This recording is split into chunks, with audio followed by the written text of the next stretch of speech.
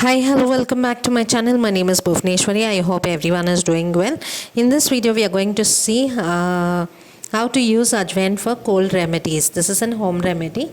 This is people can use it from infant to adult. You have to take Ajwain in a saucepan, roast it nicely, make it into a potli with cloth, and you can give it for infants to smell. And for adults, you can make as a syrup. Like you have to boil ajwain in water and you can have it in empty stomach. Please do like, share and subscribe to my channel. Thank you.